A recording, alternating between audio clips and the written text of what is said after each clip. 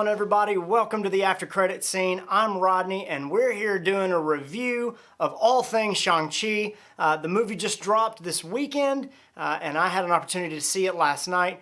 Gonna give a general review, but we're gonna have some spoilers later on, so you can stick around for a little while, but before we start giving spoilers, we will give you a warning, so just be aware of that. So, let's get right to it. As far as a new entry into the MCU, Phase 4 was started off with Black Widow, although there was the whole thing was really a prequel. There's a lot of in-between information, and you're getting some backstory and some stuff.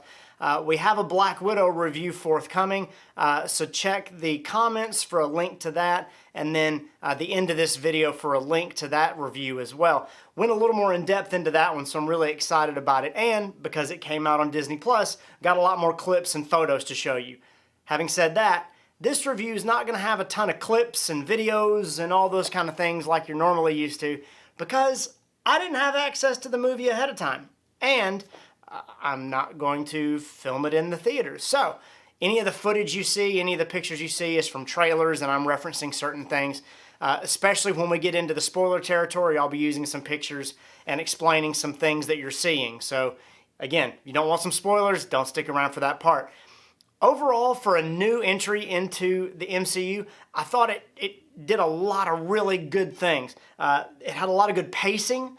The story, especially for an origin story, taking place when it did, it didn't spend a lot of time in the past, but it also didn't spend so much time on new stuff that you were unsure where this character came from. There was a lot of back and forth, giving you origin story things and things that happened in the past, and then some modern day things, and it really did a good job of blending the two. And so I thought the pacing was really good. It did not feel as long of a movie as I thought it would, and you got right into some action, and it made sense. It wasn't forced. The characters were fantastic. Really refreshing to not feel like the movie had to be carried by any one superstar, and then it allowed you to get connected to just about everybody. Having said that, I think the cameos that we got really fit that blending as well. And it really just made the whole story come to life. You really got immersed in it, which I was really excited by, especially, and this is where I will not get too political on it, did not dawn on me as much. I was very aware of how white male-centric a lot of things in the Marvel Universe have been. And I know that they've made a lot more of a push to be more inclusive and those kind of things, but to see how well this movie was done and to see how great the cast was and just to enjoy the movie the same way I enjoy all other Marvel movies did not take me aback. I wasn't surprised by it. It was just, in light of the comments that were made online, it was very refreshing and eye-opening for me to go, wow, yeah, all of these actors, and actually they really have a point with regard to a lot of these other things. Marvel's done a lot better job, I think, when it comes to inclusivity, but we all still have a long way to go. Having said that, saying all that just to say that the casting and the acting and the story was really great. It didn't feel cheesy. It didn't feel like they were playing up to Asian stereotypes to please a white audience or Americanize it or anything like that. It just really felt like you were getting to be a part of this culture and getting to see it and being introduced to it if you'd never been introduced to it before. I think if you're a fan of Japanese movies, culture, Asian cinema, anime, all those kind of things, you're really going to get a lot out of this film, especially there were a lot of Crouching Tiger, Hidden Dragon type elements to it, and just a lot of different cinema movie angles and shots that were really, really exciting, and the slow motion really played into the story more than it did to detract or play into some kind of action sequence. It was really, really exciting, and I got a lot of Jackie Chan-esque moments where Shang Chi is fighting or doing something, and the way he's moving or the different pacing of the fights, just like you see a Jackie Chan movie and he does something crazy, you go, whoa, that just happened. It was really exciting and fun to just see how are they going to fight, not just good, I'm glad to see this fight. I hope this guy gets beat.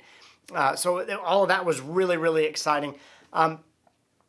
This story was a lot about belonging, a lot about acceptance. Marvel's really into this phase. Our culture's really into this phase where our heroes and our villains have a lot of gray areas, a lot of moral gray here. So the heroes are not always totally good and the villains are not always totally bad. I think that plays well for plots and stories anyway. If a villain is not all the way bad, we connect with them a little bit, and as much as we want to see their downfall, we want to see the hero win, we also understand some of their motives, and it connects us with the story even more. Same thing with our heroes.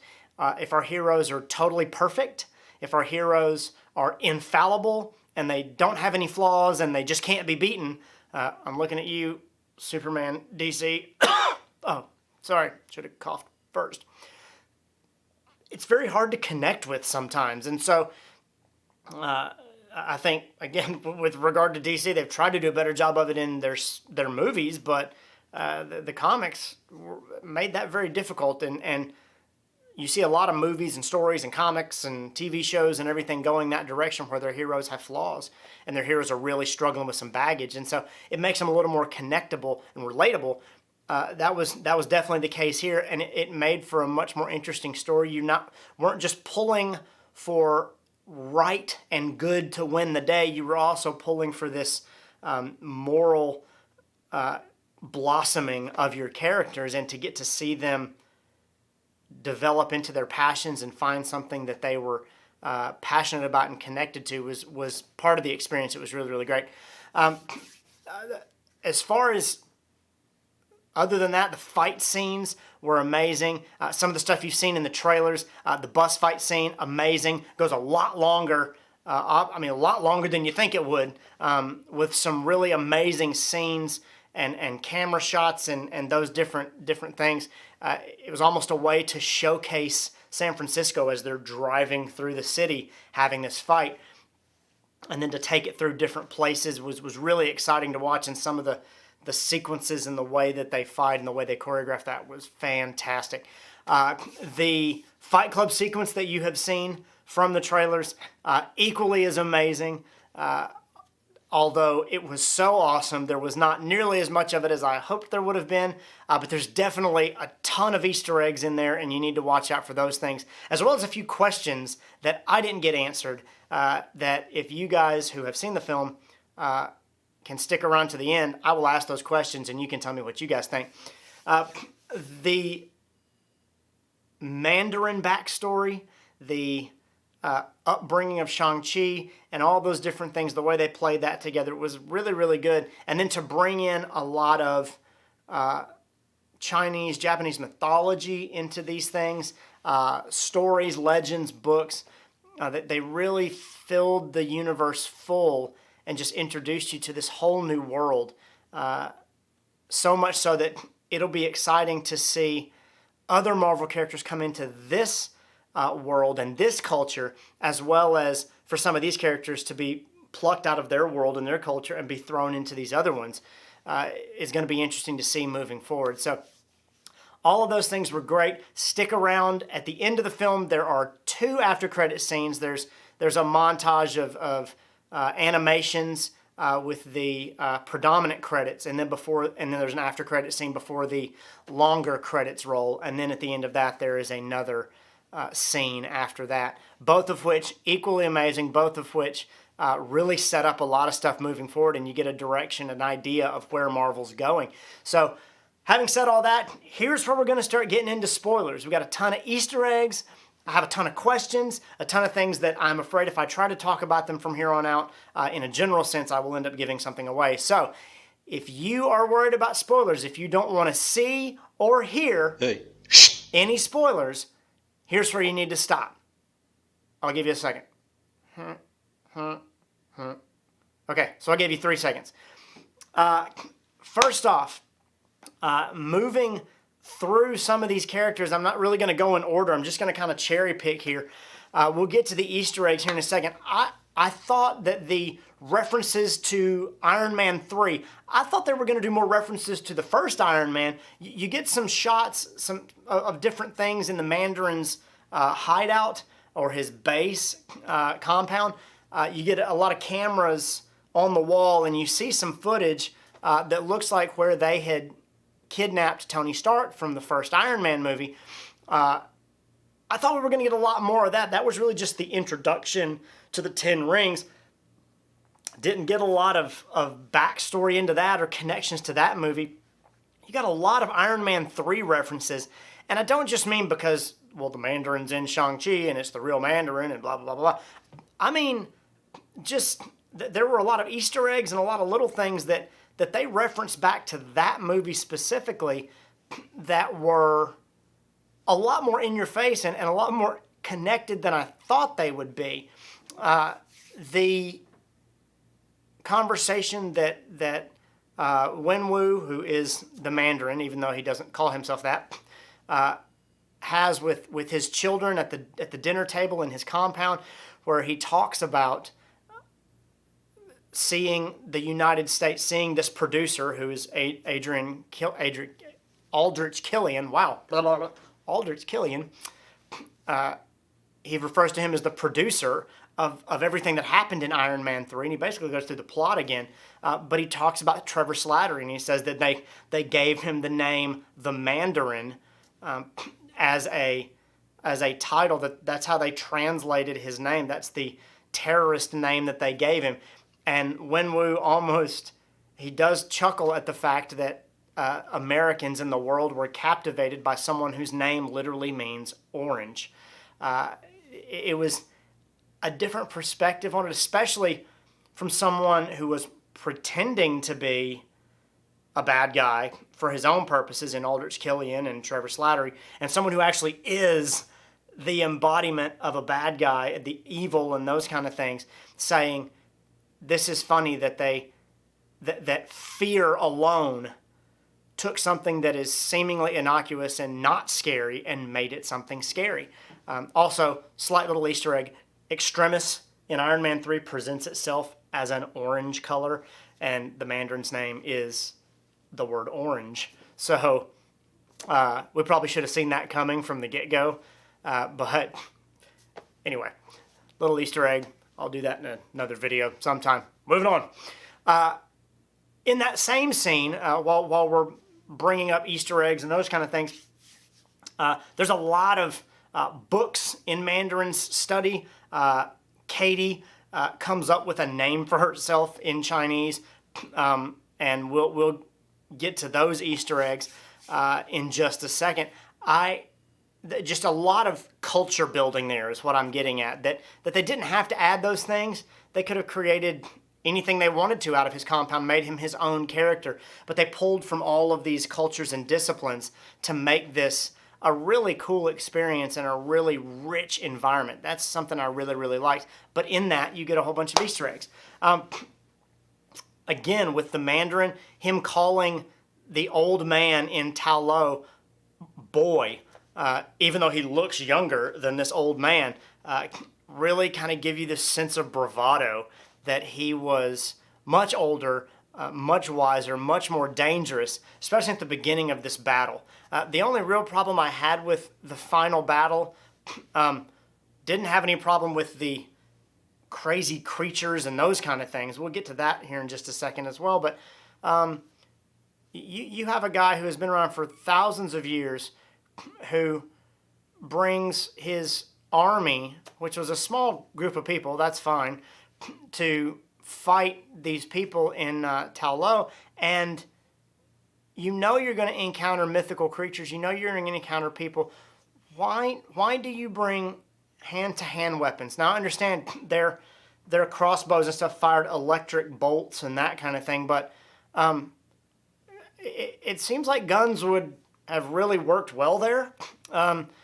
I get the aesthetic that you're going for in those scenes and the fight and especially the environment. It would have looked really weird, but guns would have really helped right there. You could have seemingly taken out all of those people and not had to worry about them.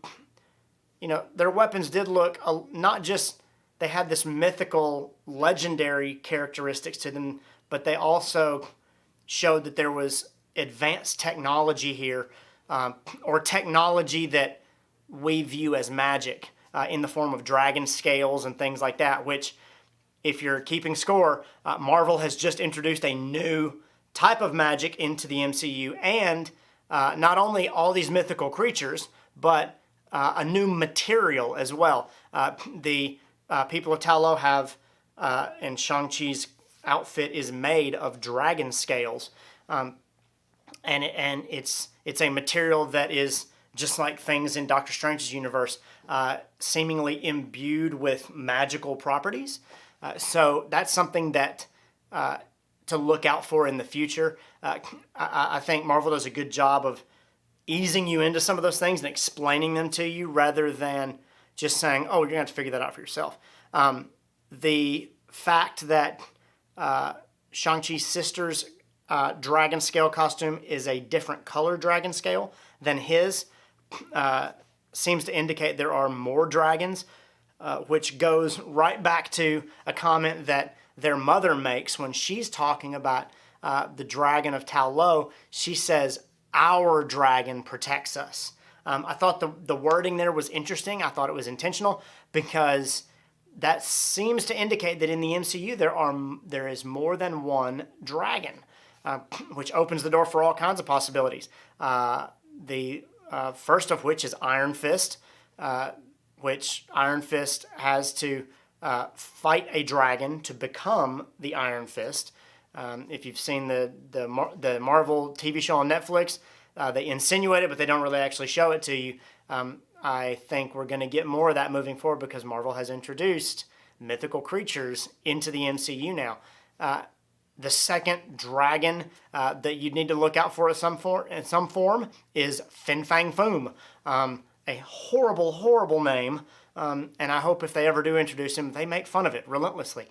But a very popular dragon character in the comics, who ends up being a villain and gets used in a lot of different ways, because they open the door to say "our dragon," insinuates that there are more dragons out there, that they're aware of other dragons. So where they're at, where they pop up, who knows? But when we see them, we shouldn't be surprised, because, hey, it's there now. They put it out there. In addition to all of that, there are other mythical creatures out there. The Dweller in the Darkness, definitely a mythical creature.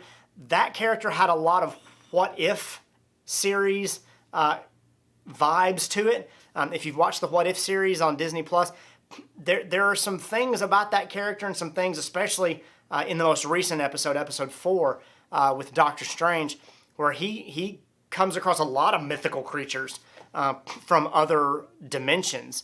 And to see this Dweller in the Darkness, he had some of those vibes to him, and I wonder if we're going to get that a lot more in the future. I think there was a ton of Doctor Strange setup in this show, and connections. How do these characters get pulled into the greater Marvel universe with regard to other Avengers and those kind of things? How is this going to connect with movies coming up like Eternals, Doctor Strange Multiverse of Madness, Spider-Man No Way Home? We got some of those answers, particularly with the bonus credits scene, but even with the Fight Club scene with Wong and Abomination. Thought it was really cool in that scene that Wong calls Abomination by his name. He calls him Emil, which is really great.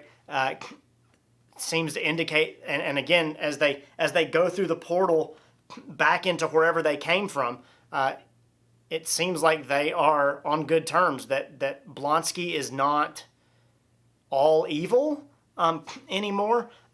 Seeing those two characters fight was fantastic, and then seeing them actually on good terms with one another was even better. I am curious, and this is where you guys can help me out. Where did Wong take Abomination? They go through a portal. It does not look like Camartage. It does not look like the Sanctum Sanctorum, but it definitely looked like there was some kind of enclosure there. I'm wondering if the scene that everybody is mistaking for Lizard in the Spider-Man No Way Home trailer is actually Peter somewhere where there are containment chambers, and Abomination is in one of those containment chambers. It would be an interesting little cameo it would certainly fit this movie in with that one. Could be completely wrong. I just wondered where he was going, and I'm taking stabs in the dark. So if you have an idea, let me know. Without seeing the movie and pausing it and going back, I'm not going to be able to tell you, so I have no idea.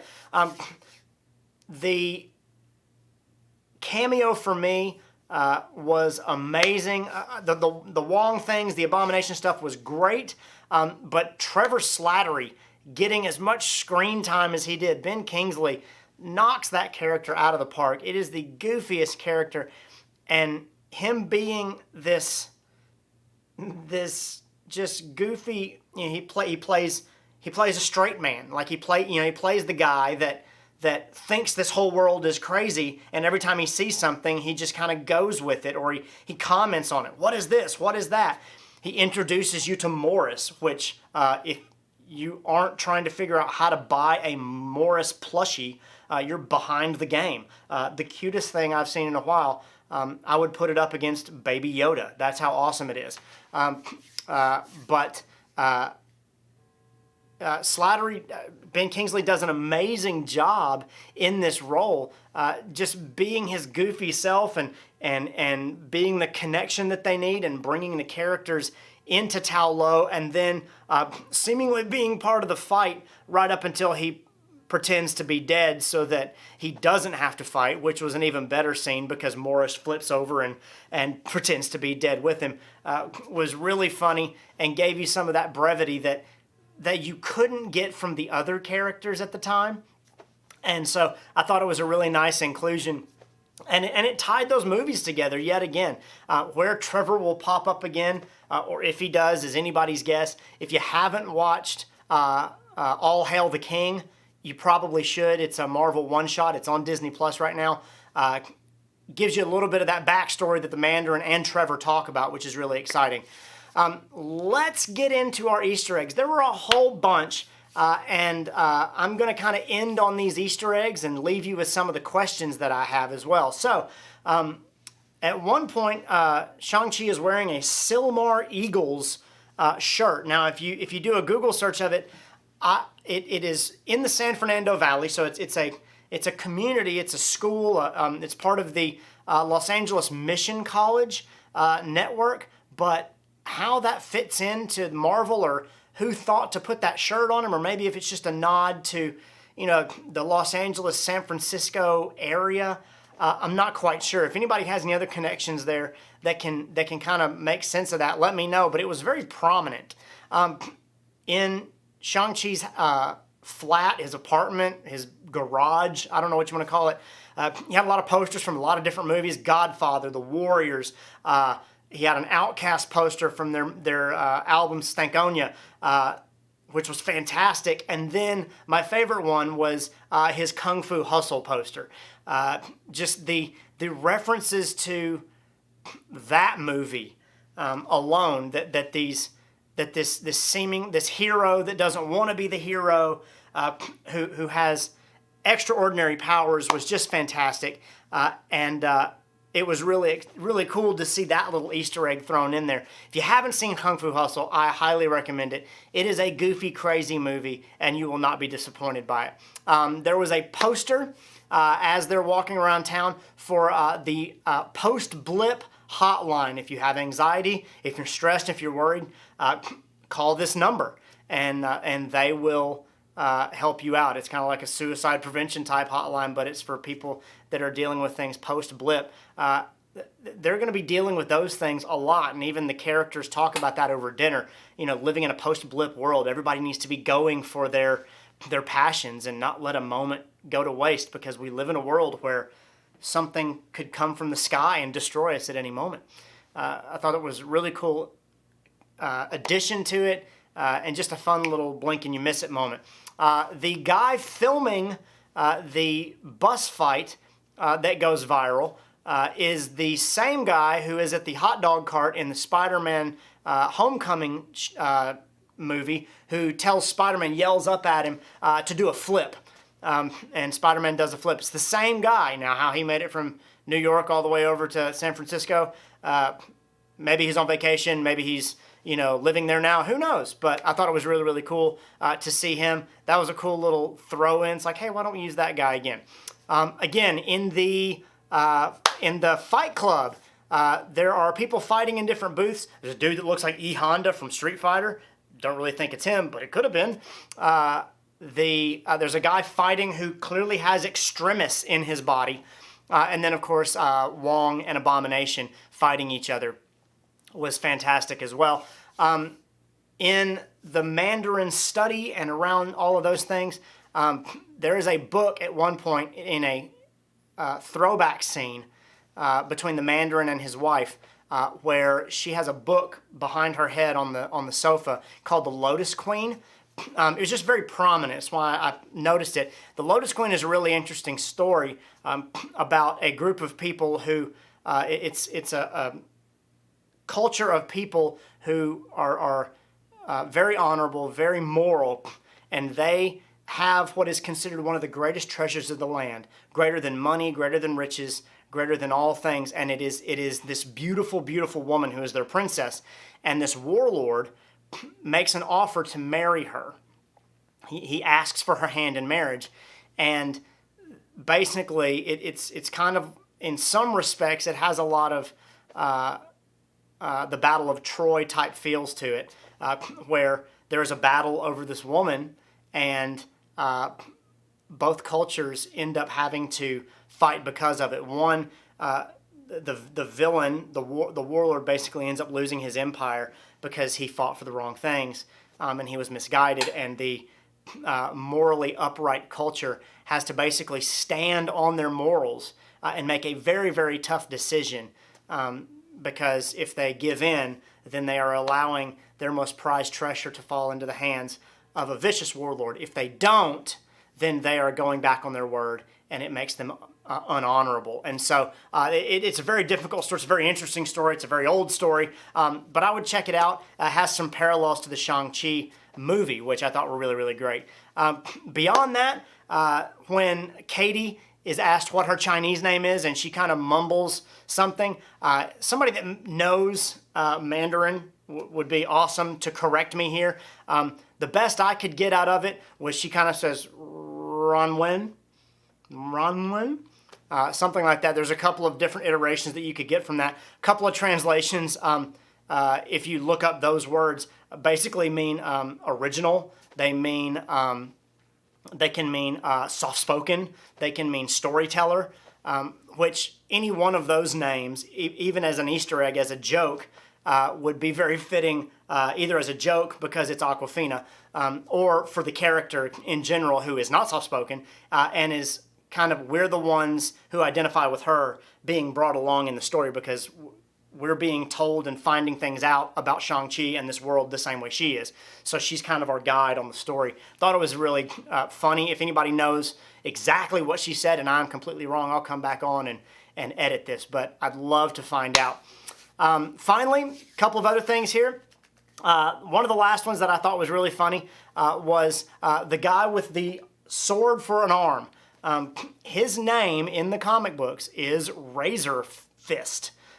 It is on his keychain when they take the keys out of looking for a car to escape the compound. Little side note there, one of the keychains says Wiley on it. And if you look up that in the Marvel comic verse, Bill Wiley is a guy who does art and stories for Marvel, and he has drawn a lot of the Shang-Chi comics, along with a host of others. So they were giving nods to some of the writers and cartoonists there, or artists, which was really, really cool too. But Razor Fist, it is scrawled on the side of his car. It is on the tag of his car. It's on his keychain.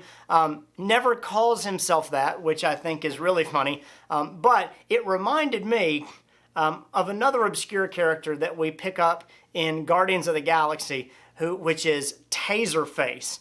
I think it's funny that Marvel is using these characters that have horrible names that are just, they're kind of throwaway characters, but it was just funny, well, this guy has a messed up face, looks like he's been electrocuted in the face. Taserface. And then, of course, Guardians makes fun of it. Rocket laughs at him. Taserface. But in this one, Razor Fist just kind of felt like, okay, sure, we'll call him that. But I did like his kind of redeeming moment at the end where, yeah, we'll fight with you. And then he takes off his regular sword and puts on a dragon blade, which was really cool too. They kind of gave him an upgrade. Would be really awesome one day to maybe get a short or a comic with Taserface and Razor Fist smashed together there. Other than that, those are some of the Easter eggs I found. I'm curious to see what you guys found.